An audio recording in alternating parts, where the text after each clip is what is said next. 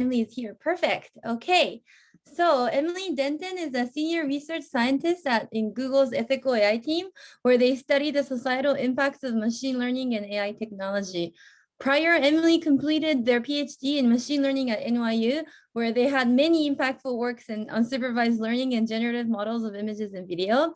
Emily also co-organized the first workshop on ethical consideration and creative applications of computer vision in this CVPR, as well as a workshop on beyond fairness towards a just, equitable, and accountable CV, and of course, the tutorial on fairness, accountability, transparency, and ethics.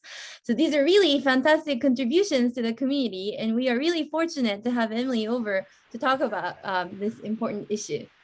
So please take it away, Emily. Thanks. Awesome. Thank you so much for the warm introduction. Can you hear me okay? Just to test. Awesome. Cool. So as you mentioned, I'm also co-organizing another workshop that's happening simultaneously. So I've missed this whole day, unfortunately. I see it's being recorded, so I'm really looking forward to going back and catching up on all of this incredible work. I poked around a little bit at some of the contributed work, and it looks fantastic. And I also want to apologize, I'm a little scatterbrained, just kind of, co-organizing workshops on virtual platforms is a real challenge. So I've been deep in that world all day, and now I'm like popping over here to actually use my brain in other ways. So cool. So this talk, I am going to focus, broadly speaking, on a bunch of ethical considerations relating to generative AI. This is a pretty interesting topic for me to talk about, just because, as was mentioned, I have a background in generative modeling. My PhD focused on generative models of images and videos, but I've since pivoted away from that direction. And most of my research now is focusing on societal impacts of AI and related technologies. I also do a lot of work studying research practices and dataset development practices, sometimes relating to computer vision technologies, sometimes machine learning more broadly. And so this is an interesting topic because it kind of combines the generative modeling stuff that I did in my past life with all of the kind of ethics-oriented thinking that I'm doing now. But that being said, a lot of this talk is just going to be pointing out to work that other folks have done, really thinking deeply about some of these different ethical considerations. So I'm going to try and treat this as like a broad survey with lots of pointers to other folks to check out to get a sense of some of these issues in more depth. Okay, cool. And I'll share the slide deck afterwards because there's lots of links. All right, so the first part of my talk is going to focus on kind of risks and harms that I see. It's not exhaustive, but some of the things that I've been thinking about. The first thing is dual use. So dual use just refers to technologies that can satisfy more than one goal at a given time. So in this particular context, as I think folks are aware, the same underlying generative methods can be used for multiple aims. So we can have really, really incredible creative applications being developed, and at the same time, we can have this technology be used for really atrocious purposes. So to begin with, things like deep fakes have been developed in the past couple of years. There's all sorts of concerns that proliferate around this kind of technology.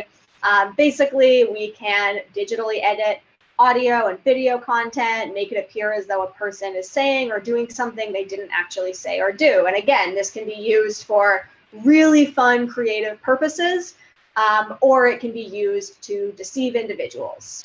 So different sorts of harms can result when an individual consuming the media is deceived into thinking it's authentic. We also have, concerns around the circulation of fake news, the way that this can erode public trust in news sources, and generally, the ways in which this affords new routes of deniability and discrediting of evidence.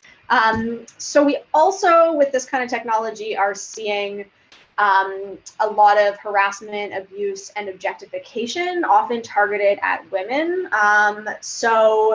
These kinds of audio and video manipulation techniques have been weaponized in pretty violent and violating ways, and again, disproportionately targeting women.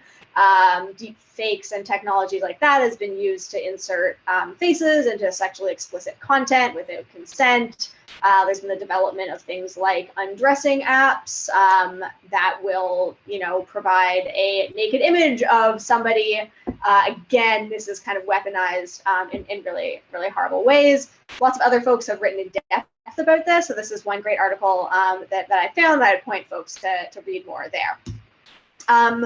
Just another closely related, somewhat horrifying outcome of the generative modeling techniques is this website titled, these nudes do not exist. And the idea here is to sell algorithmically generated nudes for $1 each.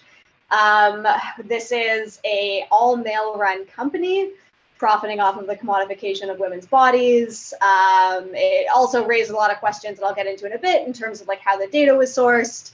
Lots of bias issues as well, although that's not even, the most central issue here, but this is predominantly like 20 to 40-year-old white women.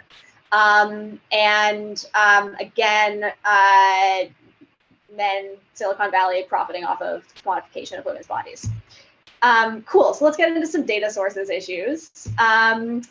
A lot of these concerns are not specific to data sets that are powering generative models, but generative models rely on a lot of these data sets still. So this is an audit that was done last year that was looking at a whole range of really standard computer vision data sets, looking at the places they were sourced from. Unsurprisingly, they were sourced entirely non-consensually. There's, kind of growing awareness of the ways in which computer vision practitioners have historically just scraped Flickr and other social media sites in order to amass these really large data sets that on the one hand have been really important in driving forward algorithmic developments in the community, but on the other hand, strip away agency from data subjects. And in some cases, data subjects don't even know that their likeness is embedded in the data set. Other issues with data sources, and again, here I'm focusing on, a lot of like the go-to data sets that we use in the community when developing generative models for academic purposes. ImageNet is another one. Here, not only are images non-consensual, but there's been a ton of pornographic content that was found, a lot of like voyeuristic and objectifying imagery of women. So for example, images of women on a beach in a bikini where it's clear that the person did not know that they were being photographed.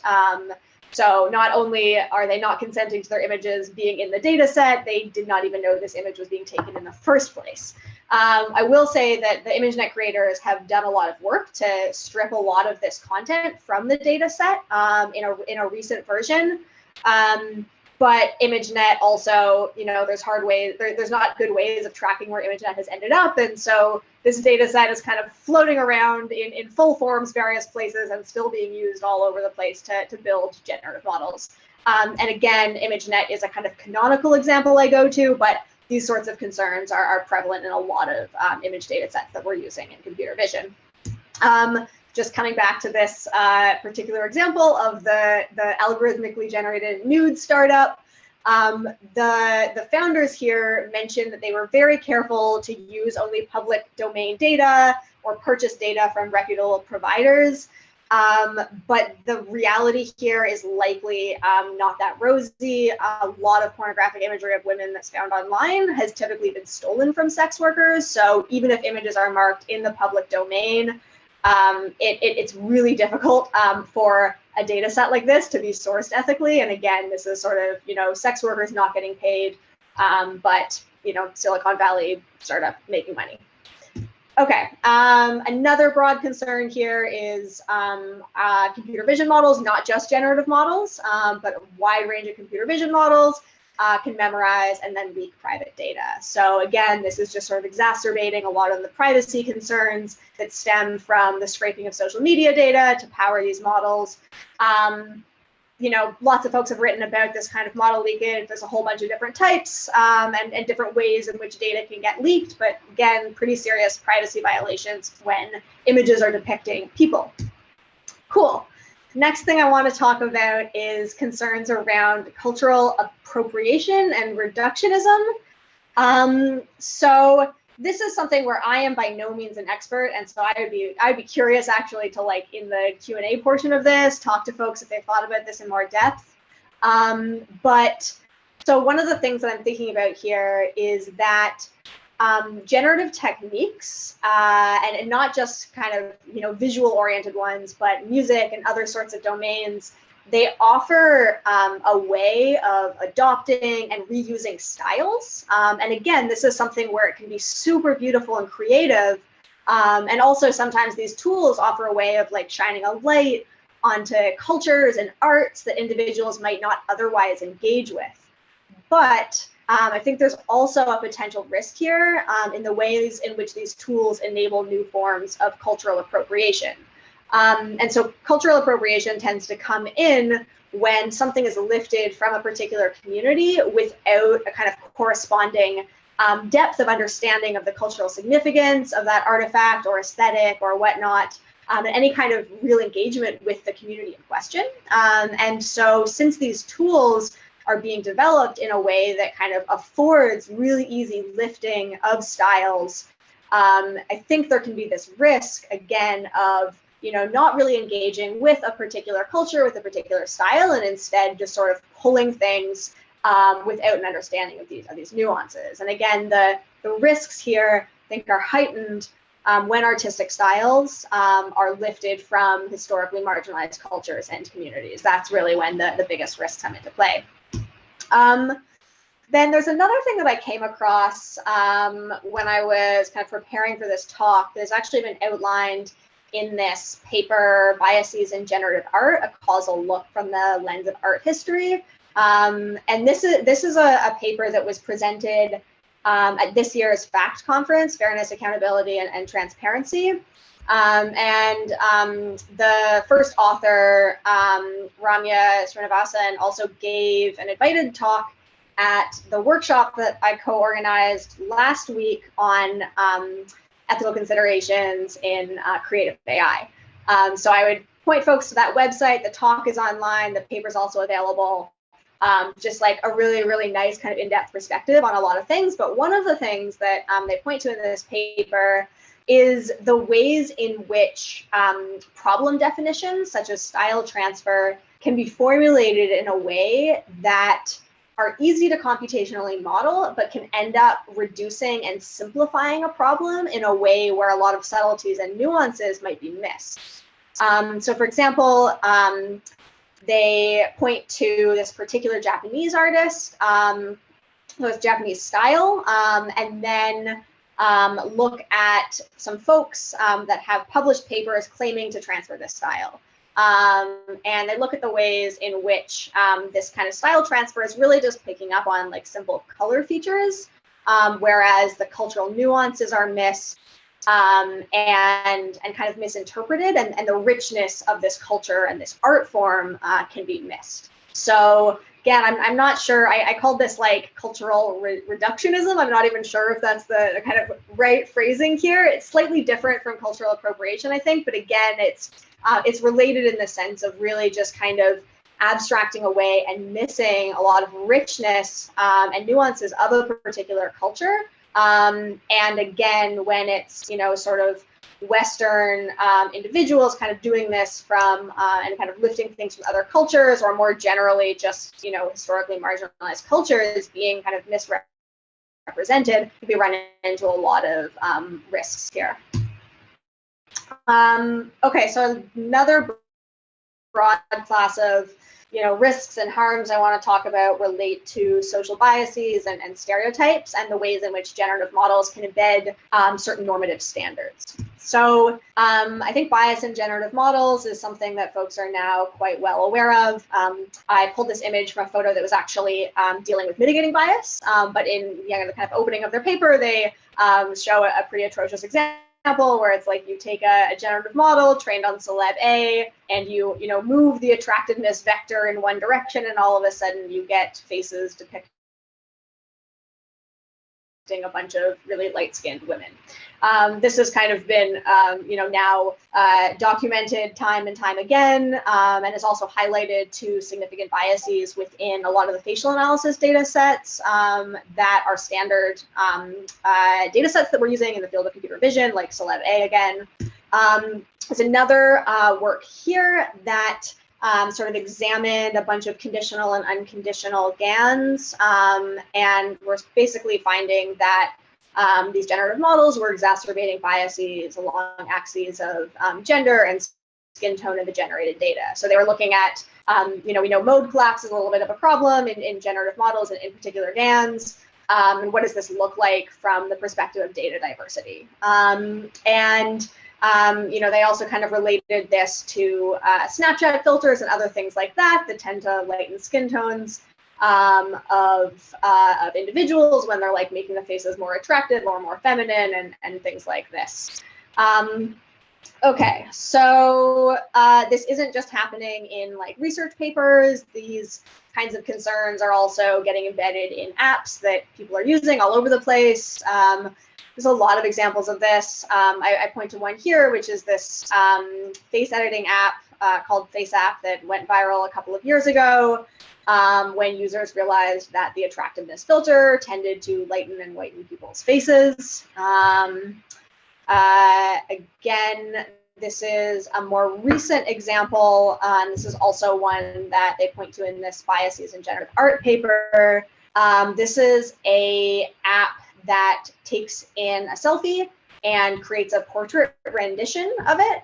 So again, this is like, on the one hand, a cute app that, it was designed to be fun to play around with, but it was trained on predominantly white Renaissance portraits. And that was not articulated when the app was published. And so it was, presented as this app that will do wonderful things and turn everybody's face into a really cool portrait, and in reality ends up reproducing, pretty alarming racist outcomes by just lightening skin tones and changing facial features so that the portraits represent that predominantly white Renaissance portrait data set that it was trained on. This is another really interesting paper that this was also presented at the workshop that I was co-organizing last week, ethical considerations in creative AI.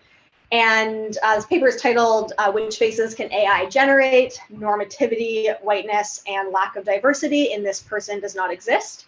And this paper examined the different faces that are generated by the website This Person Does Not Exist, which if folks don't know, this website, you basically go to it and just kind of click through, and every time you click, you get a new super high resolution photorealistic image of a person that does not exist. The images were all generated by a generative model. I can't remember which one now, but quite a powerful generative model, really hyper realistic images.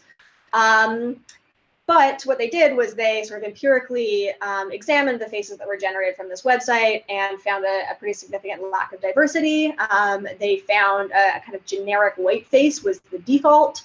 And this paper kind of goes in further and discusses this finding in relation to kind of racialized regulation of different bodies historically, and the just kind of whiteness as default that kind of pervades society.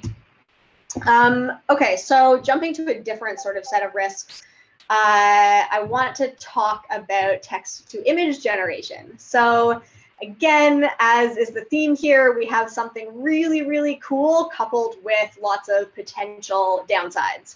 So I'm sure folks have seen or talked about in this workshop this recent DALL-E model that was developed by OpenAI.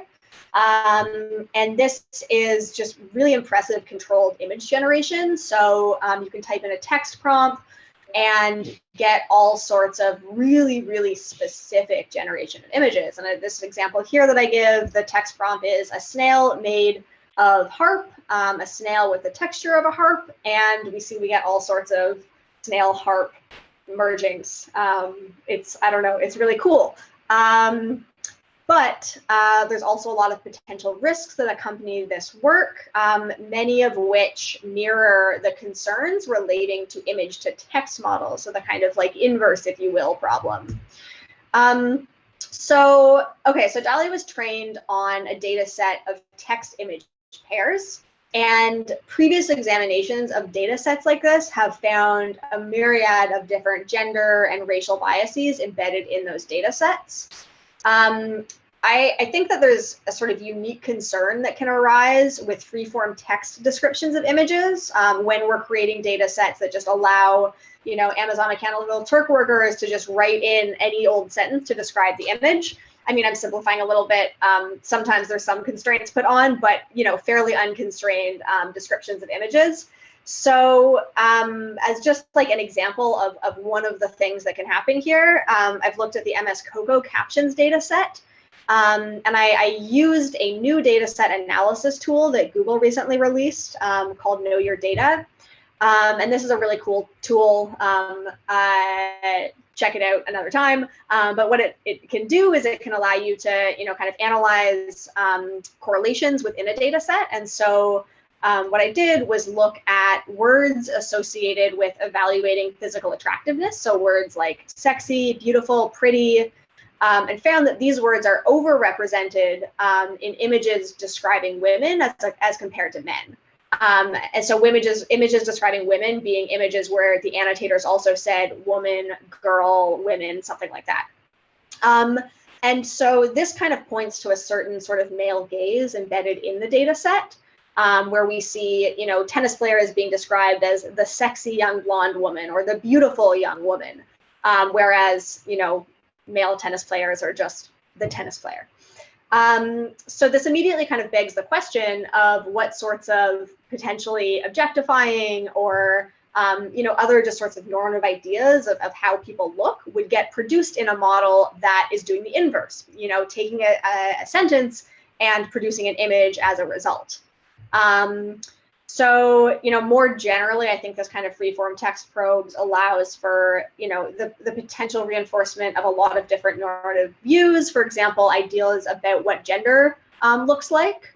So you could imagine a text to image model where somebody says like a man is doing such and such, and then the images that get produced are obviously going to create some kind of reflection of societal expectations around what, you know, a man typically looks like, what a man ought to look like, and so on. So I think anytime we're doing this kind of coupling of image and text, we really need to be thinking about how the different social groups are represented within the data sets.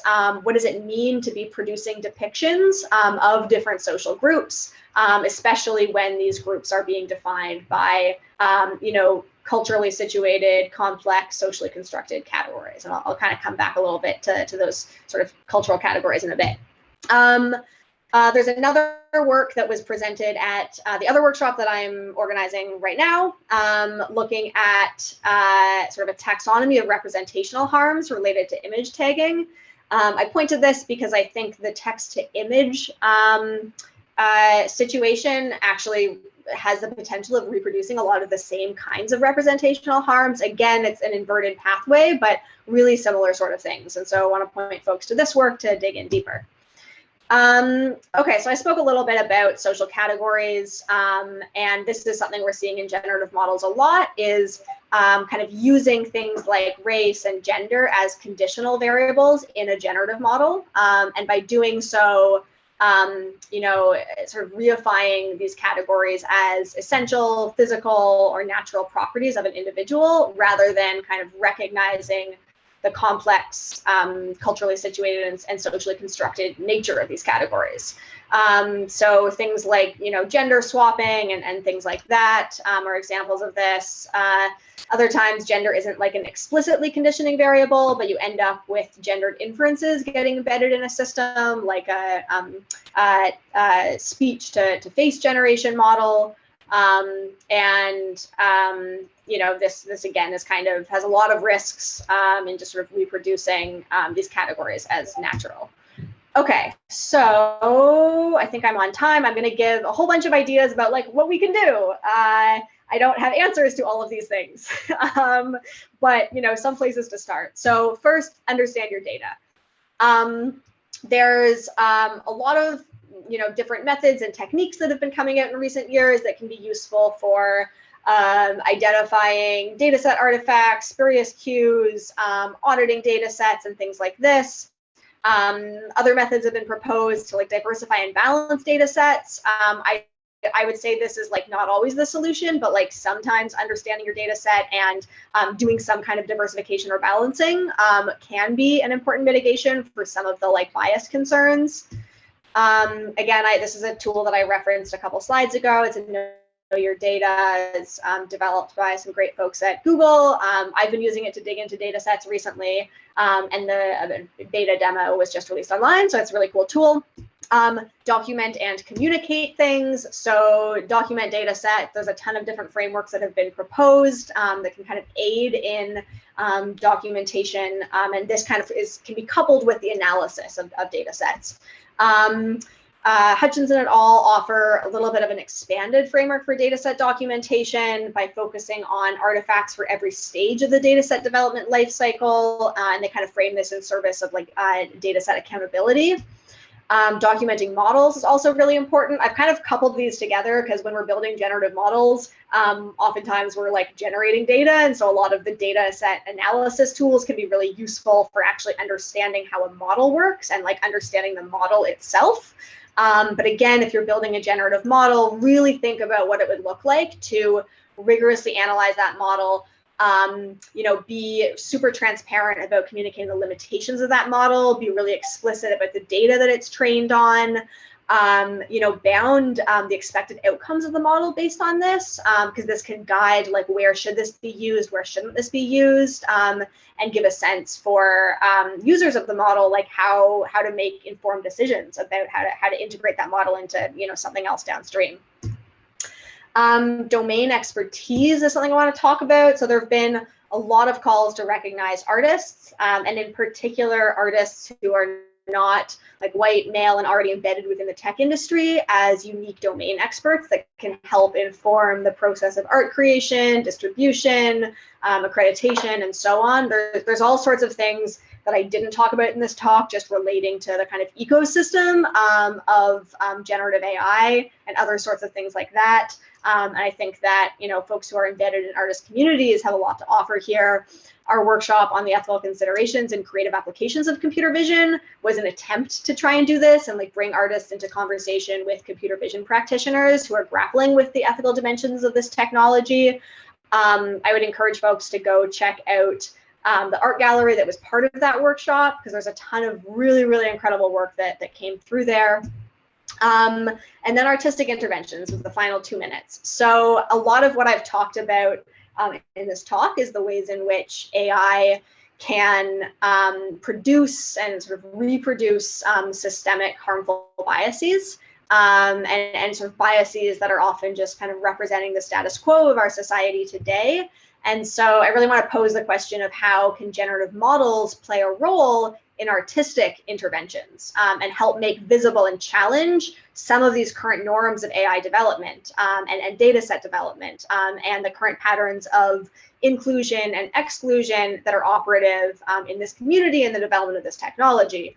And again, kind of help think about how we might disrupt this kind of current trajectory of AI development and shift it towards something else. So I just wanted to highlight one particular project here, and this is the winner of the art gallery that was part of that other workshop.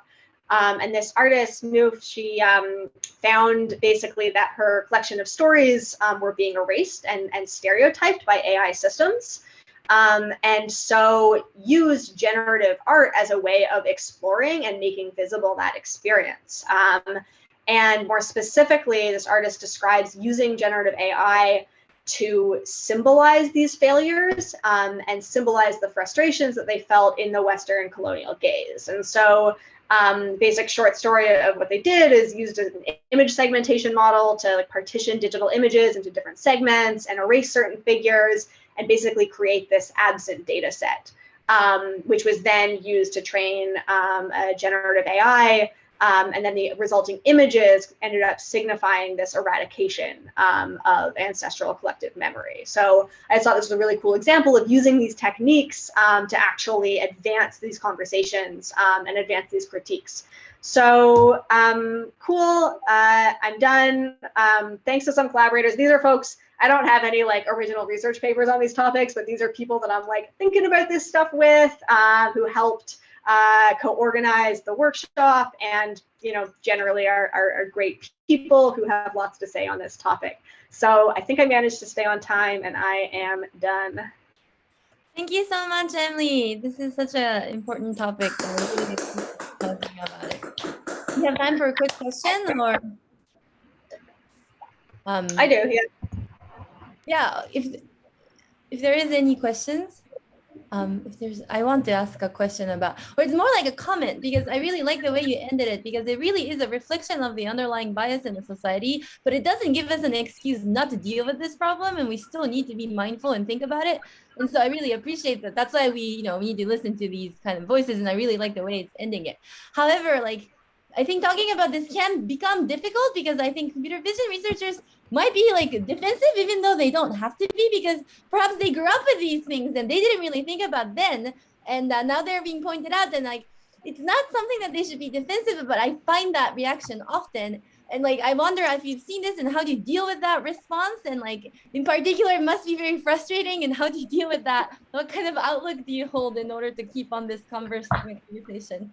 Yeah, I love this question. So, so this question I think is like very close to me because my PhD was in generative models. I spent many years being just like honestly super like wide-eyed and enamored with like AI as this incredible technology, and then kind of became a little bit actually disillusioned with my former way of thinking, and now I've actually spent a lot of time looking back on my own research and being like, would I have done it differently, knowing what I know now? What does it mean to do that kind of reflection?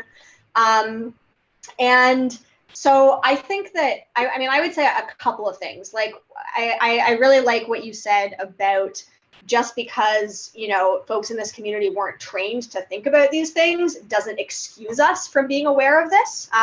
But that being said, I think there is something to be done in terms of, like, as a community, fostering like a culture of reflection and reflexivity, and giving individuals in this community a way of like being attentive to gaps in knowledge. So I sort of look back at like, where was I 5 years ago when I was, just building generative models, and like I wasn't thinking about all of the dual use risks, and I wasn't thinking about any of this. But I also like wasn't talking to people who did have that knowledge, right? It's like there were a lot of people who had that knowledge. I just wasn't directly engaging with them. So I think there's like a question, like, as a community, what does it look like to recognize that, like, yes, we might hold degrees in computer science and engineering, but the stuff that we're building, this is not a purely technical endeavor. Like, we really need to be taking a socio-technical approach. And part of that is, recognizing that this kind of is an interdisciplinary field, and recognizing different kinds of disciplinary knowledge, as well as, just kind of different lived experiences as really valuable contributions to these kinds of conversations. And, have interdisciplinary workshops at CVPR. I would love CVPR to like open up the scope of papers that are considered, valuable CVPR papers to things that are not purely focused on algorithmic developments, right? Like maybe, shifting focus to including data set audits, more, critical reflective papers, things like that. I think that'll go a long way to just, broadening the scope of perspectives that folks in this field have, and again, kind of bringing in different voices into these conversations. Yeah, I think these are very valuable suggestions. But so Emily, there are quite a few questions in the chat, but we are running out of time. Could you please look at them and reply in the chat? And yeah, I actually have to hop back to my other workshop, but if folks want to like email me, I love chatting about this stuff, so I'd be happy to like field questions there. And thank you for inviting me. I'm really looking forward to catching up on the video afterwards, and listening to all of the other talks. Okay.